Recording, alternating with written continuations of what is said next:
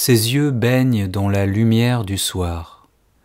Ma fille se tient tout près de moi, à distance de corps, assise là, juste à quelques pas, mais sa présence est faible, dissoute dans une introspection profonde et figée. Son visage, mi-oblique, mi-flou, m'apparaît comme tamisé d'un voile de tristesse. Elle est vulnérable en cet instant, ennuagée d'inquiétude.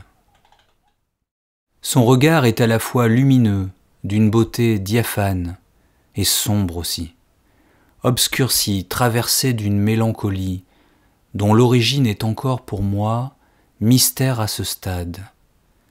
Hermétisme de sa posture.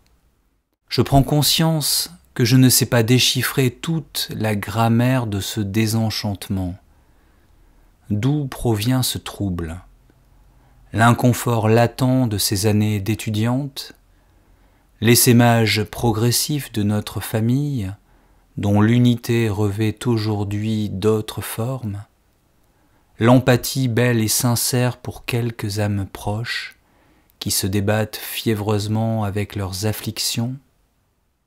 Je cherche une brèche, un indice sur le visage, de quoi m'infiltrer afin d'investiguer ce mal-être.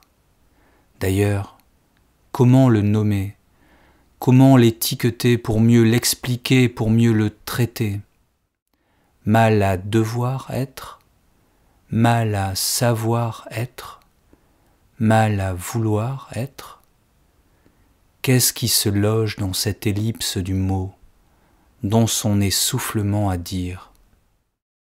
Il y a comme l'effet d'une sape dans le regard de ma fille, une usure patinée de doute.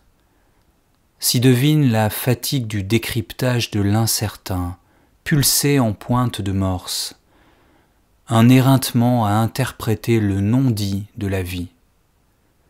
Derrière les lunettes, les yeux noirs, des yeux bistrés par le fiel d'un découragement. Ce masque d'inquiétude sur son visage innocent m'est insupportable. J'y perçois en filigrane la marque de ma toxicité, celle de mes errements existentiels et de mon enlisement dans le travail. Voici mon legs, voici mon héritage, celui du temps partagé ensemble, troué de ma présence défaillante. Un père viral qui n'aura pas su cautériser sa fragilité au labeur. Un père toxique, à l'envers de sa mission. À cet instant précis, nos visages poreux s'échangent l'histoire de leur tristesse, la sienne, la mienne. Et je reste meurtri par cette culpabilité immense d'avoir, lorsque captif du professionnel, échoué à être père. Mauvais généticien, j'ai peut-être à voir avec cette matrice de corps, inapte à l'insouciance. Mauvais berger, j'aurais probablement dû mieux la préparer aux injonctions du faire chemin. Tout ceci me rend plus attentif à sa détresse. Je décèle mieux qu'autrefois ses inquiétudes qui scillent à la lentille de l'œil. Oui, aujourd'hui je détecte plus facilement les signaux faibles, ceux qui précèdent les yeux charbon, les sutures sombres et l'occlusion du regard. Je reste néanmoins fautif de sa pétrification face au vivre. Mais à force de patience, je parviens presque à lire sur ce visage. J'y vois l'œil aux aguets de l'animal et sa plastique du questionnement.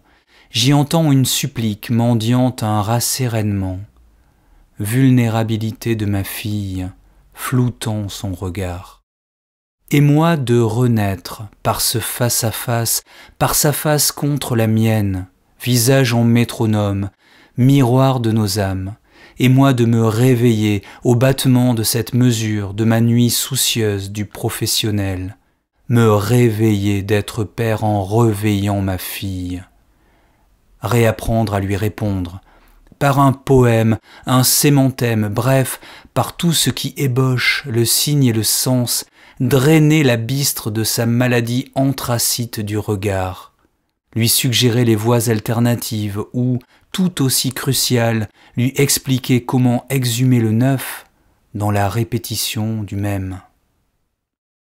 Réapprendre à nous répondre, elle et moi, avec instinct, d'animal à animal, du bout de nos museaux, fouissant, questionnant.